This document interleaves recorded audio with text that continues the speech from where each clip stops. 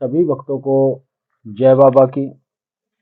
एक बार फिर मैं आप सभी भक्तों के समक्ष उपस्थित हुआ हूँ भक्ति सागर पंचद्वार बराड़ा धाम चैनल के माध्यम से। देखो, इंसान के जीवन में परेशानियां तब ही आती हैं जब उसके कुछ ना कुछ कर्म बुरे हों, कोई ना कोई गलत कार्य करता हो। इसलिए उसके जीवन में कुछ ना कुछ परेशानी, विपदाएं, परेशानियां चलती रहती हैं। कभी वो इंसान सुखी नहीं रहता है।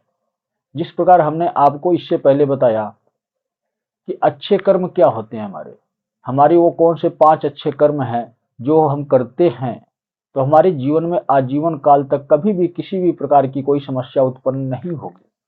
और उसी प्रकार ही हमारे जीवन में ऐसे कौन से बुरे कर्म हैं, हमें किन कर्मों का त्याग करना चाहिए कि हमारे जीवन में कभी भी कोई बाधाएं उत्पन्न हो ही ना, हम हमेशा आगे को बढ़ते जाएं।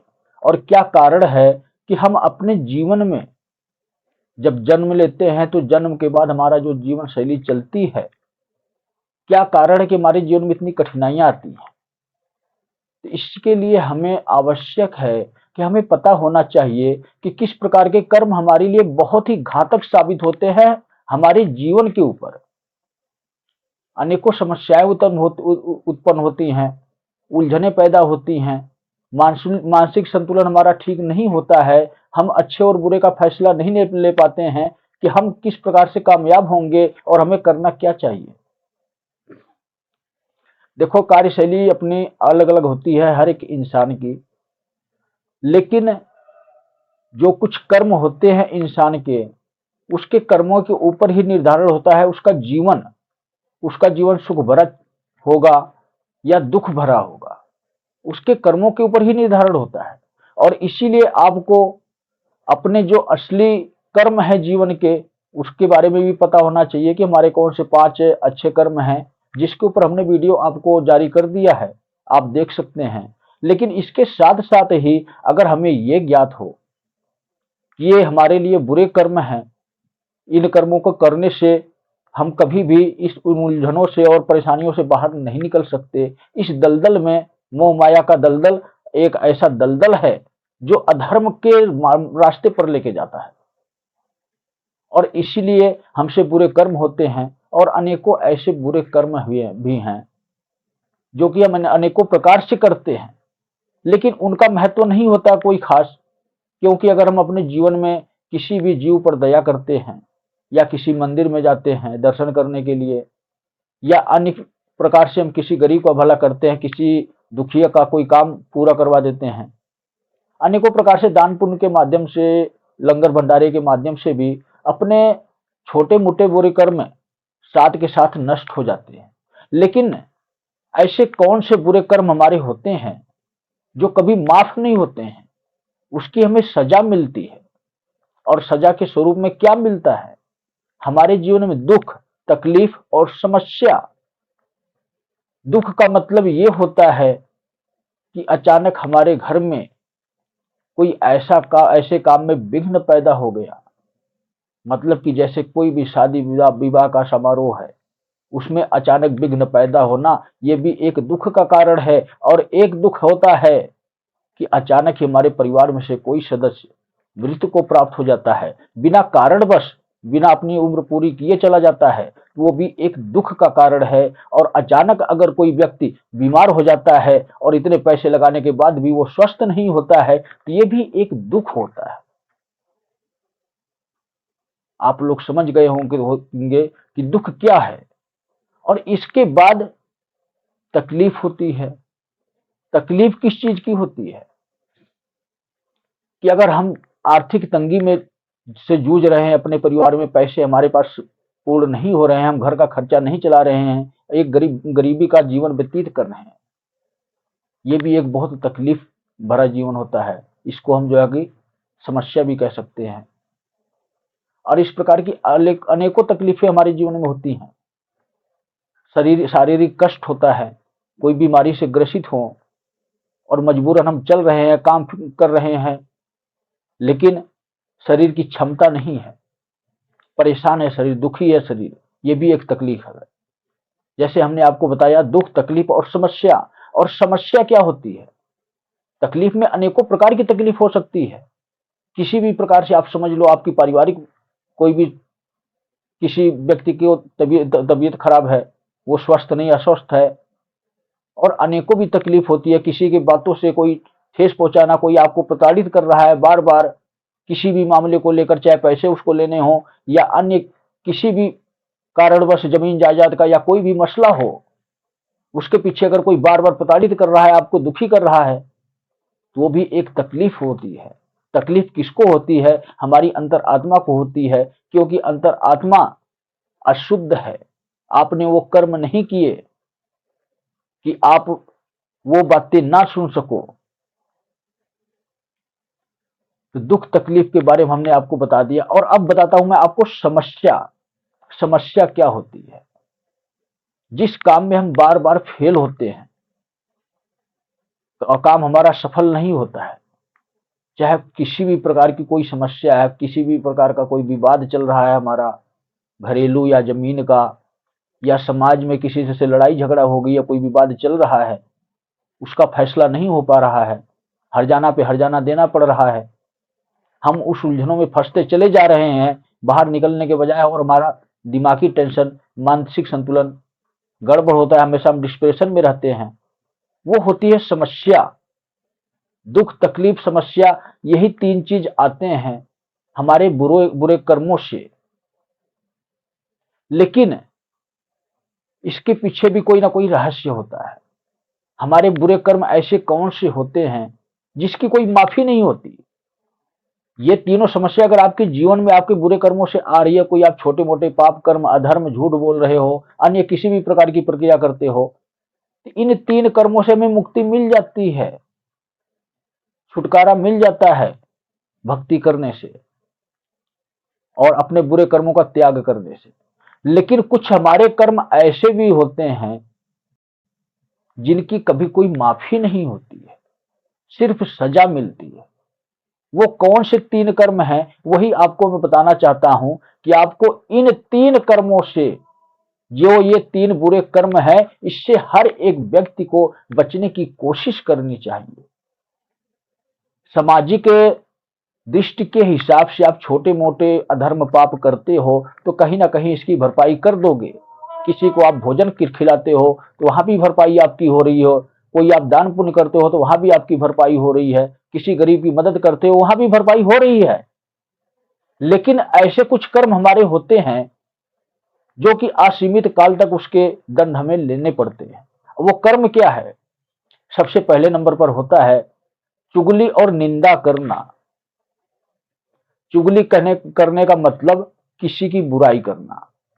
अगर कोई व्यक्ति है, मान लो उसने ये काम नहीं किया है और उससे आपकी दुश्मनी है या जलन भाव है, आप या आप उस व्यक्ति को पसंद नहीं करते हो, तो उसके बारे में किसी दूसरे व्यक्ति से आप चुगली निंदा करते हो, मतलब ये उस व्यक्ति की कोई गलती नहीं है, उसने कोई ऐसे कर्म नहीं किए हैं, लेकिन आपको जलन है उस व्यक्ति से, और आप तीसरे व्यक्ति से उसकी चुगली करते हो कि फलाना बंदा ऐसा है, उसने ऐसा किया, उसके साथ ऐसा होता है, उसकी बुराई आपने की।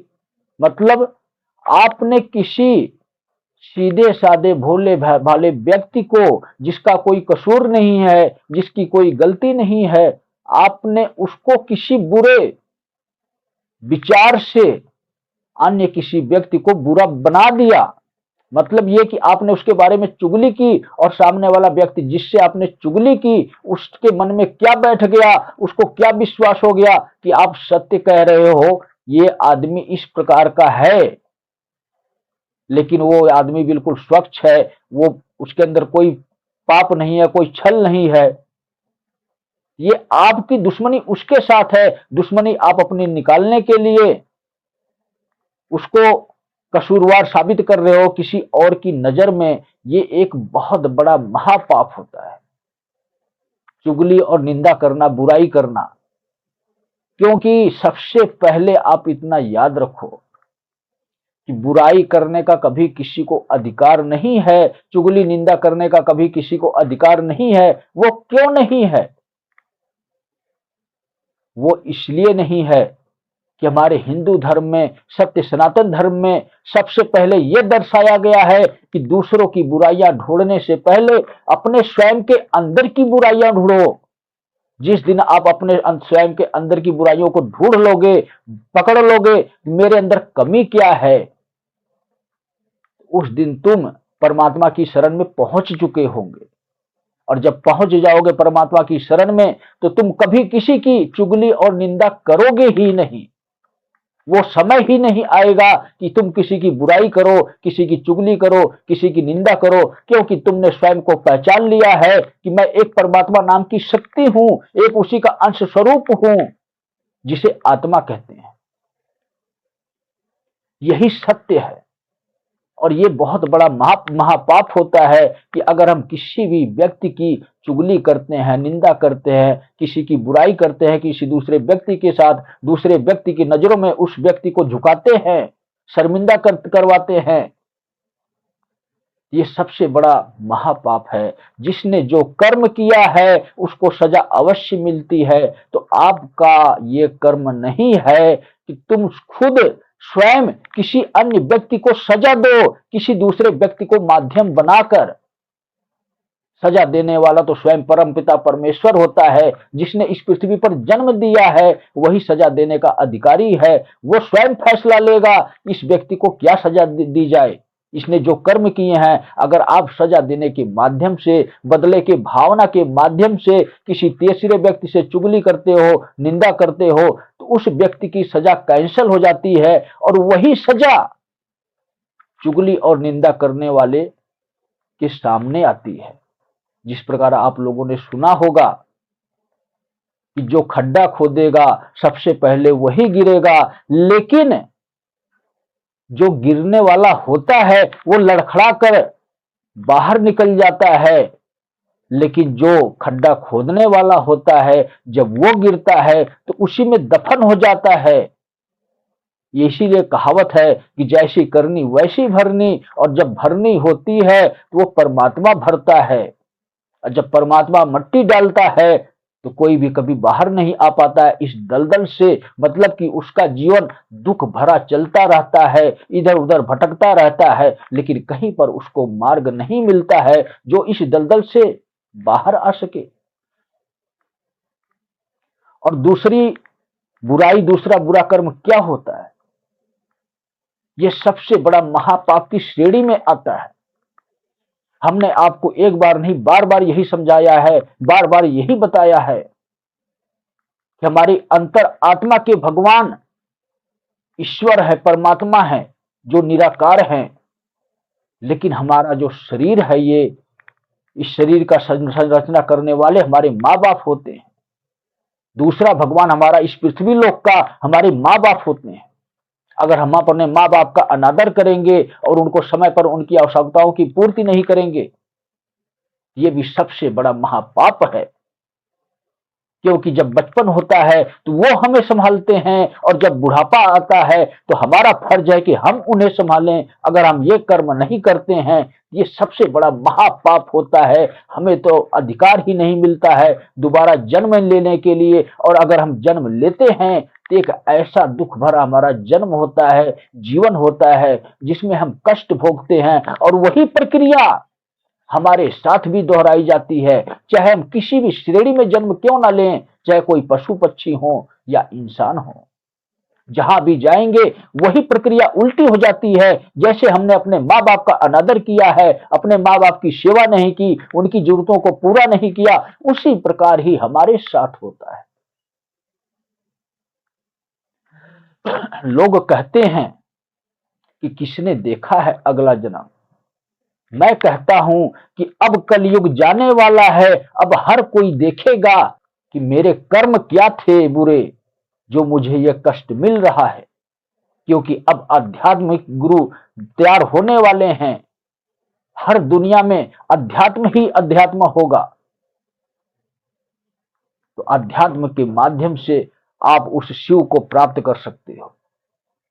लेकिन इसके साथ साथ एक तीसरा बुरा कर्म होता है।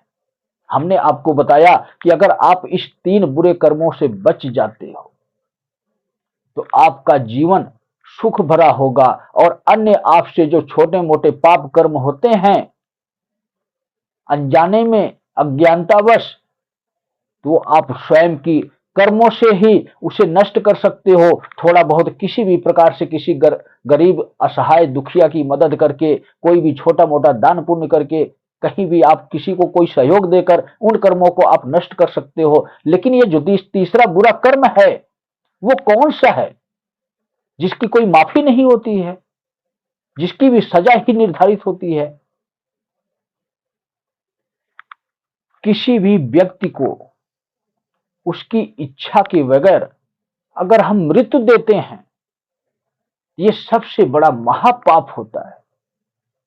आप लोगों ने सुना होगा कि जो जन्म लेता है वो ईश्वर की इच्छा से आता है और जब यहां से जाता है तो वो भी ईश्वर की इच्छा से जाता है। लेकिन वो समय तो रहा ही नहीं, ये कलयुग चल रहा है। आज के समय में लोग ईश्वर की इच्छा से पृथ्वी का त्याग नहीं कर रहे हैं। मतलब ये कि ईश्वर की इच्छा से लोगों की मौतें नहीं हो रही हैं। कुछ परसेंट ही लोग ऐसे होते हैं जो अपनी मौत से मर रहे हैं। आप लोगों ने सुना होगा कि किसी को मौत देना बहुत ही आसान होता है, लेकिन किसी को जीवन देना कितना बड़ा मुश्किल काम होता है। मौत देने के लिए अनेकों मार्ग बिल्कुल आसान होते हैं, लेकिन जिंदगी जीने के लिए कितना मुश्किल भरा कार्य होता है। जैसे कि आप समझो मेरी बातों को, मौत देना, जहर दे देना, इंजेक्शन दे देना जहर का, गला घोट देना, चक्कू मार देना, तलवार मार देना, या अन्य किसी भी शस्त्र से, बंदूक हो या कुछ भी हो, मिनट सेकंड नहीं लगेगा उसको आप मौत दे दोगे। लेकिन अगर कोई व्यक्ति अगर बीमार है तो उसको जीवन दान देने के लिए किसी का सहारा लेना पड़ता है, डॉक्टर का सहारा लेना पड़ता है, और उसके बाद उसको समय समय पर दवाइयां देनी पड़ती है, उसके खाने पीने का ध्यान रखना पड़ता है, और कितना टाइम लगता है उसको वापस दोबारा जीवन देने में। फिर भी उम्मीद नहीं होती है कि सफलता मिलेगी कि नहीं मिलेगी। लेकिन मौत देखो कितना आसान है, मिनटों सेकंडों में हम तांत्रिक प्रक्रिया के द्वारा किसी को मार देते हैं, किसी को धोखे से, छल से मार देते हैं। और एक मौत वो भी होती है जो इंसान घुट घुट कर मरता है। मतलब ये कि उसी परिवार के सदस्य होकर और उसी परिवार के किसी ना किसी सदस्य को, चाहे हमारे भाई हो, चाहे हमारे चाचा हो, चाहे हमारे कोई भी सगा संबंधी हो, जिसका प्रॉपर्टी में जायदाद में हिस्सा होता है, अगर हम उसका हक मार जाते हैं, उसका हक हड़प लेते हैं बेवकूफ बनाकर, या किसी भी तरह उसकी जायदाद हम सारी ले लेते हैं और उसके बाद उसको परिवार से दखल कर देते हैं, उस घर से निकाल देते हैं, वो होती है घुट घुट कर मौत।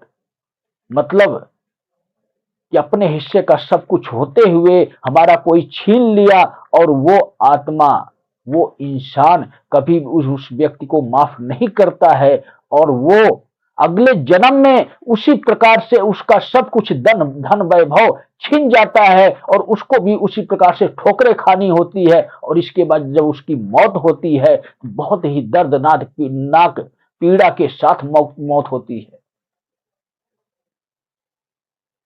हम किसी भी प्रकार से किसी व्यक्ति के जान लेने के लायक नहीं हैं। हमारे अंदर ये शक्ति, ये सामर्थ्य नहीं है हम किसी को मृत्यु दें, किसी को दंड दें। दंड देने वाला सिर्फ यमराज है, मृत्यु देने वाला सिर्फ यमराज है। धर्मराज तो सिर्फ फैसला सुनाते हैं और उनके फैसले से यमराज चलते हैं। अगर हम यमराज का फैसला स्वयं लेने लग गए तो यमराज का रोल नहीं होता है, और यमराज का रोल नहीं जब रहेगा तो मतलब ये कि हम कलयुग की शरण में जा चुके हैं और एक राक्षस की शरण में हैं।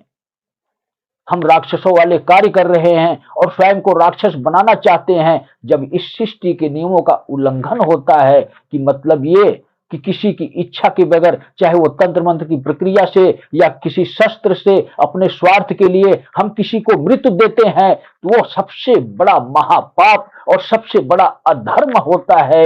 इस प्रकार के बुरे कर्म कभी भी कैंसल नहीं होते हैं। मतलब ये ऊपर वाला कभी भी माफ नहीं करता है। वो शिव अपने माध्यम से, देवी देवताओं के माध्यम से उस व्यक्ति को उसके कर्मों के अनुसार उसको सजा देता है। चाहे वो लाख मंदिरों में भीड़ फिर ले, घूम ले, भटक ले, कुछ भी कर ले, किसी के पास भी चला जाए, इन 3 प्रकार के बुरे कर्म करने वाले इंसान को कभी माफी नहीं मिलती है। तो सभी भक्तों को जय बाबा की।